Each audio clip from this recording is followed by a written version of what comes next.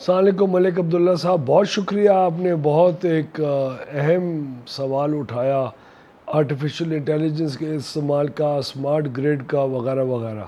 دیکھیے پاکستان کا اس وقت جو پورا نظام ہے گریڈ کا، وہ بدقسمتی سے اس کے اندر جی ڈیجیٹائزیشن بہت کم ہے۔ ہم نے بہت اگریسولی اس کو اپروچ کرنا شروع کیا ہوا ہے، اور انشاءاللہ اگلے 3 سے 4 سال کے اندر میں امید رکھتا ہوں کہ آپ کا ہر میٹر ایک سمارٹ میٹر ہوگا، آپ کے تمام ٹرانسفارمرز کے اوپر فلی آٹومیٹڈ کنٹرول سسٹمز ہوں گے، اور آپ کے گریڈ کی جو فورکاسٹ ہے اور آئندہ کی جو پلاننگ ہے وہ تمام ایک ٹرانسپیرنٹلی ڈیٹا کی بنیاد کے اوپر ہوگی، جس کو اینالائز کرنے کے اندر کی ہم صلاحیت رکھیں گے۔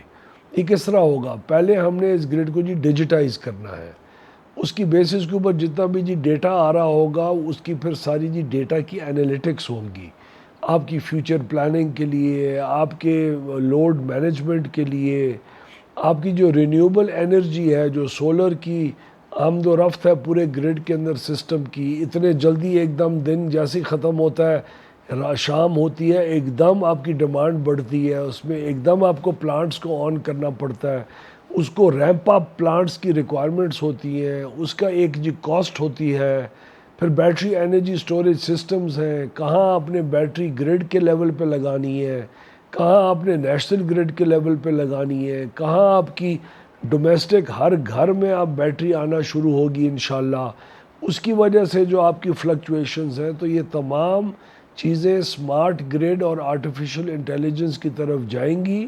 اس وقت اس کی ویزیبلٹی بہت کم ہے، جس کو ہم نے بہت اگریسولی لانچ کر چکے ہوئے۔ ہمارے کل پاکستان کے اندر تقریباً 3.5 کروڑ میٹر ہیں، جس میں سے تقریباً 15 سے 20 لاکھ میٹر آٹومیٹک اور جی ڈیجیٹائزڈ میٹرز ہیں۔ اب ہم نے قانون پاس کر لیا ہے کہ ہماری کوئی بھی ڈسٹریبیوشن کمپنی کسی بھی صورت میں پرانے میٹرز، جتنے بھی ڈیفیکٹو میٹرز کی کو ریپلیس کرنے کے لیے آج وہ خریداری کاری ہیں، جتنے نئے میٹرز کو لگانے کے لیے آج خریداری کاری ہیں، وہ تمام سمارٹ میٹرز ہیں، تاکہ آئندہ کوئی نان سمارٹ میٹر گریڈ کے اوپر آئی نہ۔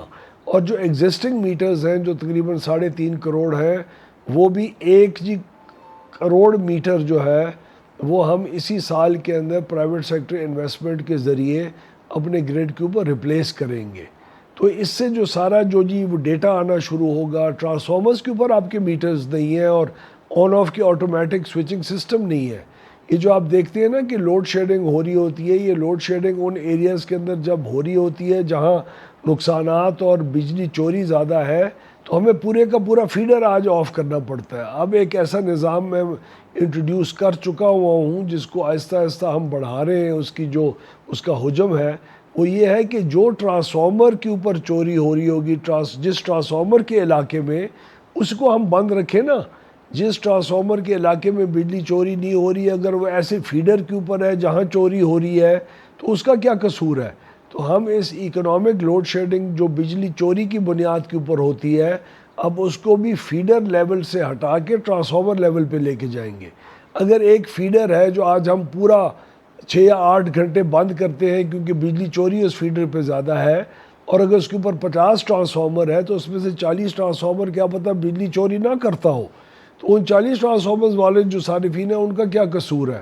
تو یہ ہم نے لانچ کر چکے ہوئے ہیں، اور اگلے 1 سے 2 سال کے اندر ہماری فیڈر کی بنیاد کے اوپر بجلی چوری کے علاقوں میں لوڈ شیڈنگ ختم ہو جائے گی، اور وہ ٹرانسفارمر کے لیول پہ چلی جائے گی، تاکہ جو کمیونٹیز چوری کاری ہوں گی ان کو احساس ہو کہ میرے ساتھ والے گاؤں کے اندر بجلی چوری نہیں ہو رہی، جس کا ٹرانسفارمر 24 گھنٹے آن رہتا ہے، اور میں بجلی کے بغیر 12 گھنٹے رہتا ہوں کیونکہ ہمارے میٹر والے چوری کارے ہیں۔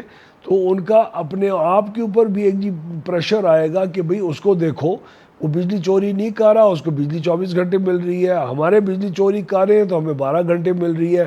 تو اس سے پیر پریشر بھی ہوگا، اور یہ سمارٹ گریڈز اور آرٹیفیشل انٹیلیجنس اس کو انشاءاللہ کنٹرول اور ہینڈل کیا کرے گی، اور یہ ہماری حکومت کے اور پاور سیکٹر کے اولین جو پرائیورٹیز ہیں اور جو ترجیحات ہیں ان کا حصہ ہے، اور اس کے اوپر فل سکیل کے اوپر عمل درآمد شروع ہو چکا ہے۔ السلام علیکم ملک نعمان صاحب، آپ کا شکریہ، آپ نے یہ سوال کیا۔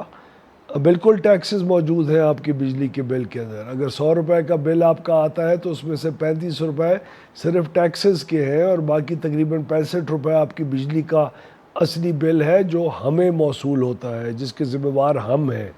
اب میں یہ بتاؤں کہ ان 35 روپوں میں سے تقریباً جو سیلز ٹیکس کی مد میں 18% ہے، وہ سیلز ٹیکس آپ کی بجلی کے استعمال کی بنیاد کے اوپر ہوتا ہے.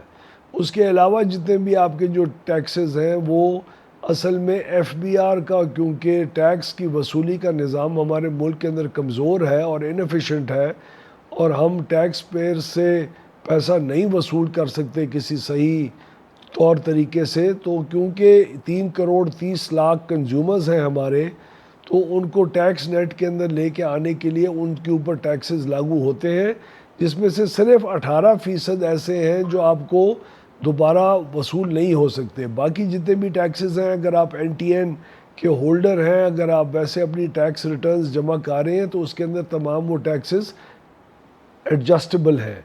ایک الیکٹرسٹی جو ڈیوٹی ہے جو صوبوں کو جو پیسہ جاتا ہے ان کے اخراجات کے لیے، وہ ایسی ہے جو ایڈجسٹیبل نہیں ہے، باقی ٹیکسز ایڈجسٹیبل ہیں. تو یہ ایک بدنامی ہمارے محکمے کی ہوتی ہے کہ آپ کے ٹیکسز اتنے زیادہ ہیں اور بجلی کا بل اس سے اتنا بڑھ جاتا ہے. اصل میں وہ ایف بی آر کے لیے ٹیکس کلیکشن کا انتظام ہے، جو خوش قسمتی کہیں بد قسمتی کہیں، میں تو بد قسمتی کہوں گا، کہ اس کا سارا جو بوجھ ہے وہ بجلی کی کمپنی کے نام ہی لگتا ہے اور ہم برے لگتے ہیں، حالانکہ یہ ٹیکس کا نظام ہے جو اکٹھے کر رہا ہے ہمارے صارفین کے ذریعے. السلام علیکم، بہت شکریہ آپ کے سوال کا. دیکھیے، پاور منسٹری کے انڈر بہت سارے ادارے ہیں، ہر ادارے کا اپنا اپنا الگ ایک رول ہے اور ایک فنکشن ہے. ہماری ذمہ داری یہ بنتی ہے کہ کسی بھی ایسے ادارے کے اوپر فضول خرچی نہ کریں کہ وہ ایک سے زیادہ ادارہ وہی رول اور کردار ادا کر رہا ہو. آپ کو ایک ایگزامپل دوں، ایک پی پی ایم سی کا ادارہ ہے جس کا کام ہے کہ وہ ایک ٹیکنیکل آرم کے طور کے اوپر منسٹری کو تمام چیزوں کے اوپر ایڈوائز کرے، ان کی فائنینشیل ماڈلنگ کرے، پروپوزلز بنائے، نئے ٹیرفس کے اوپر کام کرے. تو اس کا اپنا ایک کام ہے. اب اسمو کا ایک ادارہ ہے، اس کا کام ہے کہ نیشنل گریڈ کا جو ڈسپیچ ہے اس کو کنٹرول کرے، کون سے پاور پلانٹ نے اس وقت آن ہونا ہے ضرورت کے مطابق، کس سے ڈسپیچ ہونی چاہیے، کم سے کم خرچے والے پلانٹس پہلے چلیں، اس سے زیادہ مہنگے بعد میں چلیں. این ٹی ڈی سی ایک پہلے ادارہ ہوتا تھا، اس میں سے اب نیشنل گریڈ کمپنی ہم نے بنائی ہے.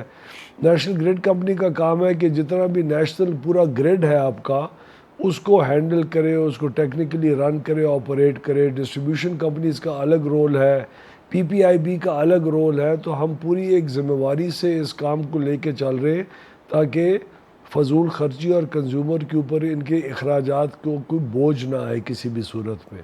اب ہماری جو جنریشن کمپنیز ہوتی تھی، جینکوز، جو حکومت پاکستان اون کرتی تھی، اس کے اندر فضول خرچیاں ہو رہی تھیں. 7 ارب روپے سالانہ کی تنخواہیں تھیں جو دے رہے تھے، اور وہ پلانٹس بند پڑے تھے. ہم نے ان کے تمام کے امپلائیز کو، جو ہماری ڈسٹریبیوشن کمپنیز کے اندر آسامیاں خالی تھیں، بجائے وہاں اور لوگوں کو ہائر کر کے اخراجات آپ کے بڑھانے کے بجائے، ہم نے جو جنریشن کمپنیز کے اندر جو فالتو لوگ تھے ان کو ہم نے ڈسٹریبیوشن کمپنیز کے اندر لے کے گئے تاکہ آپ کے اوپر جو بوجھ ہے وہ نہ بڑھ سکے. اور اس فضول خرچی جو ہم پہلے 7 ارب روپے سالانہ اس حکومت سے پہلے کر رہے تھے، وہ اب 0 پہ آ چکی ہے، کیونکہ ان کمپنیز کا کام ہی نہیں تھا، وہ ان کے پلانٹس بند ہو چکے ہوئے تھے وغیرہ وغیرہ. تو ہم پوری ذمہ داری کے ساتھ آپ کو یہ بات میں بتانا چاہ رہا ہوں کہ اس وقت منیمم بالکل جو ایکسپنس ہے اس کے اوپر ان چیزوں کو رن کریں، اور ہماری مستقل ایک کوشش ہوتی ہے کہ ہر سال ان اخراجات کو مزید کم کریں تاکہ آپ کے اوپر بوجھ نہ بن سکے. شکریہ. جی عمران بھائی، آپ نے آئی پی پیز کی آخری ڈیٹ کا بتایا کہ کب یہ آئی پی پی سے جان چھٹے گی، غالباً اسی اینگل سے آپ نے سوال کیا ہوگا. دیکھیے، آئی پی پیز کا کوئی ایک آخری ڈیٹ کا سچ کوئی حساب نہیں ہے. ہر آئی پی پی کی شروعات ہونے کی، جب وہ سسٹم میں آیا، اور کتنے سال کا اس کے ساتھ کانٹریکٹ تھا. ہر جو انڈیپینڈنٹ پاور پروڈیوسر ہے، ہر ایک کی اپنی اپنی ڈیٹس ہیں. بہت سارے آئی پی پیز ہیں جن کو پچھلے 2 سال کے اندر ہم نے ان کی اختتامی ڈیٹ سے بہت پہلے فارغ کر دیا. نہ ان کا کام تھا، صرف کیپیسٹی پیمنٹس ان کو جاری تھی، نہ ان سے بجلی کی ہمیں کوئی ضرورت تھی، وہ ایک بوجھ بنے ہوئے تھے، ان کو سب کو ہم نے فارغ کر دیا، بہت سارے آئی پی پیز کو ان کے ساتھ کانٹریکٹس کو ہم نے ریوائز کیا، وہ فارغ ہو چکے ہوئے، اور کئی ہزار ارب روپے کا ان آئی پی پیز کے ساتھ ری نیگوشیٹ کرنے کے بعد کئیوں کو بہت زیادہ منافع مل رہا تھا، اس کو ہم نے ایڈجسٹ کیا بالکل نیچے، ایک ہی اصول کی بنیاد کے اوپر سب کے ساتھ ڈیل کیا۔ باقی جو آئی پی پیز اس وقت رہ چکے ہوئے وہ ہماری بجلی کی ضروریات میں شامل ہیں۔ اب دیکھیں کل پورے پاکستان کے اندر 24,000 میگا واٹ کی ضرورت تھی سسٹم میں جو لوگوں نے کنزیوم کیا۔ اب سردیوں کے مہینے میں یہی ضرورت دن میں اور رات کے اندر تقریباً 6-8 ہزار میگا واٹ کی ہوتی ہے، لیکن اس وقت یہ آئی پی پیز استعمال نہیں ہو رہے ہوتے، لیکن گرمیوں میں ہونے پڑتے ہیں ورنہ آپ کی لوڈ شیڈنگ ہوتی ہے۔ تو ہماری گرمی اور یہ سردی کا جو بجلی کی جو ڈیمانڈ ہے، جو اس کی جو طلب ہے، اس کے اندر اتنا فرق ہے کہ وہ ہمیں ان کا نہ استعمال ہونے کا خرچہ برداشت کرنا پڑتا ہے، کیونکہ جب اس کی ضرورت ہوتی ہے تو وہ ہمیں آپ کے لیے حاضر رکھنے پڑتے ہیں۔ تو آئی پی پی اس کا کوئی ایک خاص، کوئی آج سے 2 سال کے بعد وہ ریٹائر ہو رہا ہوگا، اس کی اینڈ ڈیٹ آ جائے گی، کسی کی آج سے 10 سال بعد ہے، کسی کی آج سے 15 سال بعد ہے۔ تو ان آئی پی پیز کی مختلف ڈیٹس ہیں، اور آئی پی پیز جتنا ایکسٹرا منافع کما رہے تھے ہم نے ان کو صحیح کر چکے ہیں، اور آپ کے لیے کئی ہزار ارب روپے اگلے 10 سے 15 سال کے اندر ہم اس کی بچت کر چکے ہوئے ہیں۔ اور یہ ہم نہ کرتے، بہت بڑا قدم نہ اٹھاتے، جو اس حکومت کی اور پرائم منسٹر شہباز شریف صاحب کی بہت بڑی اچیومنٹ ہے، تو آپ کو اگلے کئی سالوں کے اندر کئی ہزار ارب روپے کا بوجھ اور بھی زیادہ آپ کے اوپر پڑ رہا ہوتا۔ جی سائم بھائی، بہت شکریہ آپ کے سوال کا کہ فائدے والی کمپنی کو پہلے کیوں بیچ رہے ہو، نقصان والی کو پہلے کیوں نہیں بیچ رہے۔ یہ فائدے والی کمپنیز پہلے فائدے والی کمپنیز نہیں تھیں، یہ پچھلے 2 سالوں میں ہم نے جن کمپنیز کے اندر نقصانات ہو رہے تھے ان کے نقصانات کو بھی کم کیا، حکومت کی مینجمنٹ کے باوجود ہم نے نئے بورڈز لگائے، اس کے اندر سیاست کو ختم کیا۔ پچھلے 2 سال میں 586 ارب روپے کا جو سالانہ نقصان ہوتا تھا ان کمپنیز کا، اس کو 397 ارب پہ لے کے آئے۔ اب اس سال اور بھی کم انشاءاللہ ہوئے گا۔ آپ کو 2 مثال دوں، ملتان اور لاہور کی جو کمپنی ہے، ان کی لاہور کی کمپنی نے جب ہم حکومت میں آئے تو 86 ارب کا سالانہ نقصان تھا، جو پچھلے سال ہم نے 40 ارب تک محدود رکھا، اور اس سال انشاءاللہ 20 سے بھی کم ہوگا۔ ملتان کی کمپنی کا 36 ارب کا نقصان تھا، جو پچھلے سال ہم 20 ارب پہ لے کے آئے، اس سال انشاءاللہ 1 یا 2 ارب سے زیادہ کا نقصان نہیں ہوگا۔ تو ہم نے گورنمنٹ کی مینجمنٹ کے اندر بھی بہت امپرومنٹ لے کے آئے ہیں، اور آپ کو اس کا فائدہ پہنچایا ہے ٹیکس پیئرز کو، اور اپنی پوری بجٹ کے اندر جو بوجھ ہمارا 1260 ارب روپے ہماری وزارت لیا کرتی تھی جب میں حکومت میں مجھے جب وزیر لگایا گیا، اگلے سال ابھی جو جون کے بعد شروع ہو رہا ہے ہم صرف 830 ارب روپے لیں گے۔ تو ہم نے ٹیکس پیئرز کا 400 ارب روپے سے زیادہ کا بوجھ کم کر چکے ہوئے ان 2 سالوں میں الحمدللہ۔ اب ان کمپنیز کو پرائیویٹائز کیوں کیا جا رہا ہے؟ کیونکہ یہ ہر وقت حکومت کس قسم کی ہوتی ہے نہیں ہوتی، بورڈ کس قسم کے اگلا آنے والا لگائے گا نہیں لگائے گا، انہی کمپنیز کا بیڑا غرق بھی کر سکتا ہے۔ انہی کمپنیز کا بیڑا غرق پہلے ہوتا رہ گیا، تو یہ ضروری نہیں ہے کہ جو آج کمپنی فائدے میں ہے وہ کل بھی حکومت کے کنٹرول میں رہ کے فائدے میں رہے گی۔ آپ کو آئندہ نقصانات سے بچانے کے لیے، اور دوسرا انویسٹر کو کانفیڈنس چاہیے ہوتا ہے کہ آپ جب اچھی چیز کو بنا جوڑ کے آپ بیچیں گے تو وہ اس کو جب وہ سنبھالے گا تو اس میں اور مزید بہتری لے کے آئے گا۔ اب ہم نے دیکھا کہ پرائیویٹائزیشن کے لیے ان 3 کمپنیز کو جو ہم نے تیار کیا تو ان کے سسٹم زیادہ بہتر تھے، جن کے ذریعے ہم ان کی ریسٹرکچرنگ کر سکے، ان کو پرائیویٹائزیشن کے لیے تیار کر سکے، لوگوں کو انویسٹرز کو زیادہ کانفیڈنس ملے گا، وہ ریگولیٹر کے ساتھ 1-2 سال کام کریں گے، اس کے اندر نقصان والی کمپنیز کی طرف بھی پھر لوگ راغب ہوں گے، جن کے پیسے بنانے کی زیادہ چانس ہوگا، وہ زیادہ نقصان دہ کمپنیز جو نقصان دے رہی ہیں ان کا زیادہ ایک ایڈوانٹیج ہوگا۔ تو یہ انویسٹر کانفیڈنس، انویسٹر کو اٹریکٹ کرنا، ان کو پہلے ایسی کمپنیز میں لے کے آنا جن کے حالات اس وقت زیادہ بہتر ہیں، مزید کانفیڈنس آنا اگلی کھیپ میں۔ اب ہم اگلی کھیپ کے اندر سندھ کی دونوں کمپنیز کو پرائیویٹائز کر رہے ہیں نا، اس کے اوپر ٹرانزیکشن کا کام شروع ہو چکا ہوا ہے. ان 3 کمپنیز کی پرائیویٹائزیشن سال کے اینڈ میں جب تک مکمل ہوگی، باقی 2 جو کمپنیز ہیں سندھ کی نقصان دہ جو زیادہ نقصان دے رہی ہیں، وہ بھی اس کے بعد فوراً آئیں گی. تو اگلے سال جون تک آپ کی بہت نقصان دینے والی سندھ کی سکھر اور حیدرآباد کی کمپنیز بھی اس نجکاری کے عمل میں سے گزر چکی ہوں گی. تو ہم اس کو ایک فیزڈ وائز اور پراپر ایک مارکیٹ کے کانفیڈنس اور انویسٹر کا جو سینٹیمنٹ ہے اس کو دیکھنے کے ساتھ ساتھ کر رہے ہیں، اور یہی طریقہ ایک بہتر طریقہ ہے. حیدر بھائی السلام علیکم. بہت شکریہ آپ نے سوال کیا. دیکھیے ہمارے پاس ایک اس وقت پاور سمارٹ ایپ یہ موجود ہے. آپ پلے اسٹور پہ جائیں، اس کو ڈاؤن لوڈ کریں. آئی فون یوزرز کے لیے بھی موجود ہے. اس پاور سمارٹ ایپ کے اندر آپ اپنے میٹر کو اپنے شناختی کارڈ سے بھی منسلک کر سکتے ہیں. اس کے ذریعے آپ بجلی کے بل کی معلومات بھی حاصل کر سکتے ہیں. اس کے ذریعے آپ تمام چیزیں جو بھی آپ بجلی کے بل کی معلومات، اپنا ریکارڈ، ہر چیز کا حصول کر سکتے ہیں. اور آپ اس کے اندر آئی ڈی کارڈز کو بھی چینج کرا سکتے ہیں اپنے. اور وہ تمام ایک پاور سمارٹ ایپ موجود ہے آپ کے NIC کے کارڈ کے نمبر کے حوالے سے. آپ اس کا پلیز برائے مہربانی استعمال کریں. اس میں تمام یہ سہولیات موجود ہیں جن کی آپ نے خواہش کا اظہار کیا ہے.